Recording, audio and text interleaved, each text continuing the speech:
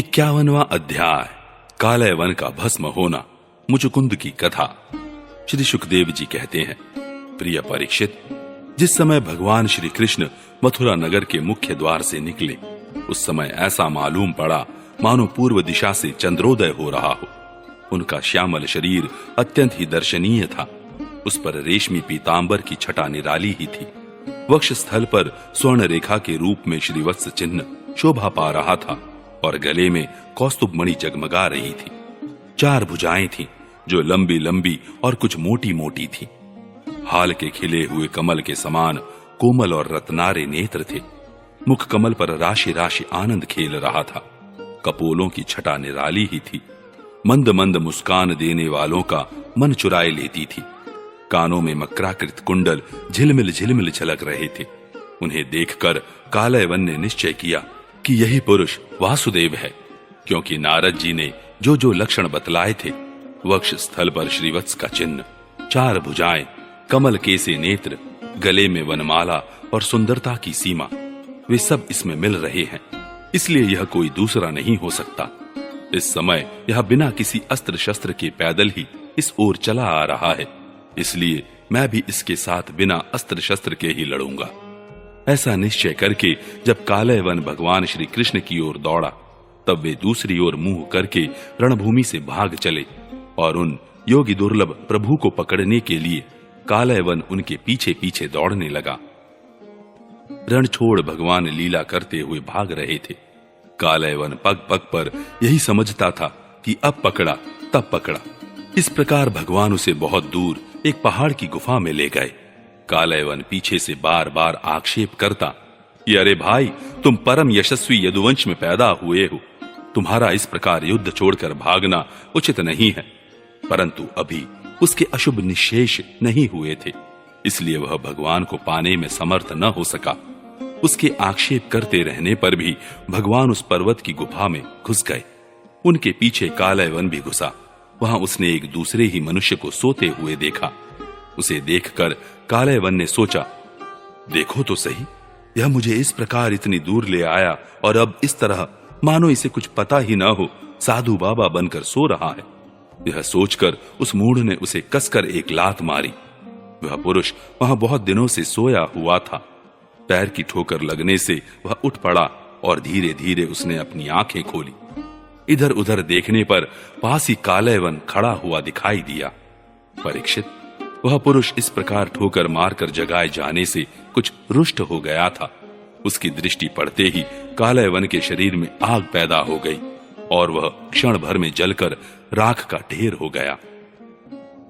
राजा परीक्षित ने पूछा, भगवान, जिसके दृष्टिपात मात्र से कालयवन जलकर भस्म हो गया, वह पुरुष कौन था? किस वंश का था? उसमें कैसी शक्ति थी और वह किसका पुत्र था? आप कृपा करके यह भी बतलाइए कि वह पर्वत की गुफा में जाकर क्यों सो रहा था? श्री सुखदेव जी कहते हैं, परीक्षित, वे इक्ष्वाकु वंशी महाराज मानधाता के पुत्र राजा मुचुकुंद थे। वे ब्राह्मणों के परम भक्त, सत्य प्रतिज्ञ, संग्राम विजयी और महापुरुष थे। एक बार इंद्रादि देवता असुरों से अत्यंत भयभीत हो गए थे। उन्होंने अपनी रक्षा के लिए राजा मुचुकुंद से प्रार्थना की और उन्होंने बहुत दिनों तक उनकी रक्षा की। जब बहुत दिनों के बाद देवताओं को सेनापति के रूप में स्वामी कार्तिकेय मिल गए, तब उन लोगों ने राजा मुचुकुंद से कहा, राजन, आपने हम लोगों की रक्षा के लिए बहुत श्रम और कष्ट उठाया है, अब आप विश्राम कीजिए। वीर शिरोमणे, आपने हमारी रक्षा के लिए मनुष्य लोक का अपना अकंटक राज्य छोड़ दिया और जीवन की अभिलाषाएं तथा भोगों का भी परित्याग कर दिया। अब आपके पुत्र, रानियां, बंधु बांधव और अमात्य मंत्री तथा आपके समय की प्रजा में से कोई नहीं रहा है। सबके सब काल के गाल में चले गए। काल समस्त बलवानों से भी बलवान है। वह स्वयं परम समर्थ, अविनाशी और भगवत स्वरूप है। जैसे ग्वाले पशुओं को अपने वश में रखते हैं, वैसे ही वह खेल खेल में सारी प्रजा को अपने अधीन रखता है। राजन, आपका कल्याण हो। आपकी जो इच्छा हो हमसे मांग लीजिए। हम कैवल्य मोक्ष के अतिरिक्त आपको सब कुछ दे सकते हैं, क्योंकि कैवल्य मोक्ष देने की सामर्थ्य तो केवल अविनाशी भगवान विष्णु में ही है। परम यशस्वी राजा मुचुकुंद ने देवताओं के इस प्रकार कहने पर उनकी वंदना की और बहुत थके होने के कारण निद्रा का ही वर मांगा तथा उनसे वर पाकर वे नींद से भरकर पर्वत की गुफा में जा सोए। उस समय देवताओं ने कह दिया था कि राजन, सोते समय यदि आपको कोई मूर्ख बीच में ही जगा देगा तो वह आपकी दृष्टि पड़ते ही उसी क्षण भस्म हो जाएगा। परीक्षित, जब कालयवन भस्म हो गया तब यदुवंश शिरोमणि भगवान श्री कृष्ण ने परम बुद्धिमान राजा मुचुकुंद को अपना दर्शन दिया। भगवान श्री कृष्ण का श्री विग्रह वर्षाकालीन मेघ के समान सांवला था। रेशमी पीतांबर धारण किए हुए थे। वक्ष स्थल पर श्रीवत्स और गले में कौस्तुभ मणि अपनी दिव्य ज्योति बिखेर रहे थे। 4 भुजाएं थीं। वैजंती माला अलग ही घुटनों तक लटक रही थी। मुख कमल अत्यंत सुंदर और प्रसन्नता से खिला हुआ था। कानों में मकराकृति कुंडल जगमगा रहे थे। होठों पर प्रेम भरी मुस्कुराहट थी और नेत्रों की चितवन अनुराग की वर्षा कर रही थी। अत्यंत दर्शनीय तरुण अवस्था और मतवाले सिंह के समान निर्भीक चाल। राजा मुचुकुंद यद्यपि बड़े बुद्धिमान और धीर पुरुष थे, फिर भी भगवान की यह दिव्य ज्योतिर्मय मूर्ति देखकर कुछ चकित हो गए। उनके तेज से हतप्रतिभ हो सकपका गए। भगवान अपने तेज से दूरदर्श जान पड़ते थे। राजा ने तनिक शंकित होकर पूछा। राजा मुचुकुंद ने कहा, आप कौन हैं? इस कांटों से भरे हुए घोर जंगल में आप कमल के समान कोमल चरणों से क्यों विचर रहे हैं? और इस पर्वत की गुफा में ही पधारने का क्या प्रयोजन था? क्या आप समस्त तेजस्वियों के मूर्तिमान तेज अथवा भगवान अग्निदेव तो नहीं है? क्या आप सूर्य, चंद्रमा, देवराज, इंद्र या कोई दूसरे लोकपाल हैं? मैं तो ऐसा समझता हूं कि आप देवताओं के आराध्य देव ब्रह्मा, विष्णु तथा शंकर, इन तीनों में से पुरुषोत्तम भगवान नारायण ही हैं। क्योंकि जैसे श्रेष्ठ दीपक अंधेरे को दूर कर देता है, वैसे ही आप अपनी अंग कांति से इस गुफा का अंधेरा भगा रहे हैं। पुरुष श्रेष्ठ, यदि आपको रुचे तो हमें अपना जन्म, कर्म और गोत्र बतलाइए, क्योंकि हम सच्चे हृदय से उसे सुनने के इच्छुक हैं। और पुरुषोत्तम, यदि आप हमारे बारे में पूछें तो हम इक्ष्वाकुवंशी क्षत्रिय हैं। मेरा नाम है मुचुकुंद और प्रभु, मैं युवनाश्वनंदन महाराज मानधाता का पुत्र हूं। बहुत दिनों तक जागते रहने के कारण मैं थक गया था। निद्रा ने मेरी समस्त इंद्रियों की शक्ति छीन ली थी, उन्हें बेकाम कर दिया था। इसी से मैं इस निर्जन स्थान में निर्द्वंद्व सो रहा था। अभी अभी किसी ने मुझे जगा दिया। अवश्य उसके पापों ने ही उसे जलाकर भस्म कर दिया है। इसके बाद शत्रुओं के नाश करने वाले परम सुंदर आपने मुझे दर्शन दिया। महाभाग, आप समस्त प्राणियों के माननीय हैं। आपके परम दिव्य और असह्य तेज से मेरी शक्ति खो गई है। मैं आपको बहुत देर तक देख भी नहीं सकता। जब राजा मुचुकुंद ने इस प्रकार कहा, तब समस्त प्राणियों के जीवन दाता भगवान श्री कृष्ण ने हंसते हुए मेघ ध्वनि के समान गंभीर वाणी से कहा। भगवान श्री कृष्ण ने कहा, प्रिय मुचुकुंद, मेरे हजारों जन्म, कर्म और नाम हैं। वे अनंत हैं, इसलिए मैं भी उसकी गिनती करके नहीं बतला सकता।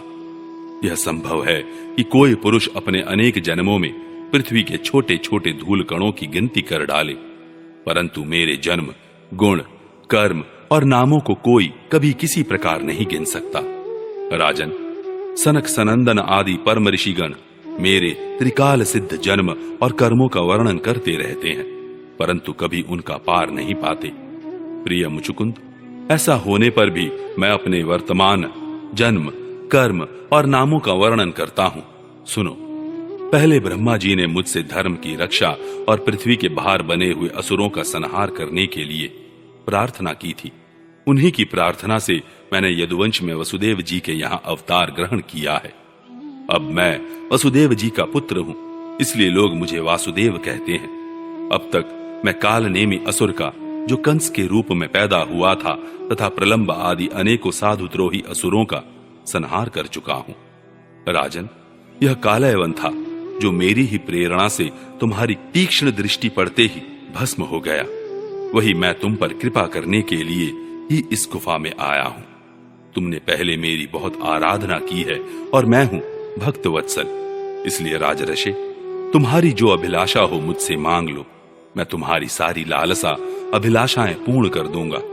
जो पुरुष मेरी शरण में आ जाता है, उसके लिए फिर ऐसी कोई वस्तु नहीं रह जाती जिसके लिए वह शोक करे। श्री सुखदेव जी कहते हैं, जब भगवान श्री कृष्ण ने इस प्रकार कहा, तब राजा मुचुकुंद को वृद्ध गर्ग का यह कथन याद आ गया कि यदुवंश में भगवान अवतीर्ण होने वाले हैं। वे जान गए कि ये स्वयं भगवान नारायण हैं। आनंद से भरकर उन्होंने भगवान के चरणों में प्रणाम किया और इस प्रकार स्तुति की। मुचुकुंद ने कहा, प्रभु, जगत के सभी प्राणी आपकी माया से अत्यंत मोहित हो रहे हैं। वे आपसे विमुख होकर अनर्थ में ही फंसे रहते हैं और आपका भजन नहीं करते। वे सुख के लिए घर गृहस्थी के उन झंझटों में फंस जाते हैं जो सारे दुखों के मूल स्रोत हैं। इस तरह स्त्री और पुरुष सभी ठगे जा रहे हैं। इस पाप रूप संसार से सर्वथा रहित प्रभु, यह भूमि अत्यंत पवित्र कर्म भूमि है। इसमें मनुष्य का जन्म होना अत्यंत दुर्लभ है। मनुष्य जीवन इतना पूर्ण है कि उसमें भजन के लिए कोई भी असुविधा नहीं है। अपने परम सौभाग्य और भगवान की अहेतुक कृपा से उसे अनायास ही प्राप्त करके भी जो अपनी मति गति असत संसार में ही लगा देते हैं और तुच्छ विषय सुख के लिए ही सारा प्रयत्न करते हुए घर गृहस्थी के अंधेरे कुएं में पड़े रहते हैं, भगवान के चरण कमलों की उपासना नहीं करते, भजन नहीं करते, वे तो ठीक उस पशु के समान हैं जो तुच्छ तृण के लोभ से अंधेरे कुएं में गिर जाता है। भगवान, मैं राजा था, राज्य लक्ष्मी के मद से मैं मतवाला हो रहा था। इस मरने वाले शरीर को ही तो मैं आत्मा अपना स्वरूप समझ रहा था और राजकुमार, रानी, खजाना तथा पृथ्वी के लोभ मोह में ही फंसा हुआ था। उन वस्तुओं की चिंता दिन रात मेरे गले लगी रहती थी। इस प्रकार मेरे जीवन का यह अमूल्य समय बिल्कुल निष्फल व्यर्थ चला गया। जो शरीर प्रत्यक्ष ही घड़े और भीत के समान मिट्टी का है और दृश्य होने के कारण उन्हीं के समान अपने से अलग भी है, उसी को मैंने अपना स्वरूप मान लिया था और फिर अपने को मान बैठा था नरदेव। इस प्रकार मैंने मदांध होकर आपको तो कुछ समझा ही नहीं। रथ, हाथी, घोड़े और पैदल की चतुरंगिणी सेना तथा सेनापतियों से घिरकर मैं पृथ्वी में इधर उधर घूमता रहता।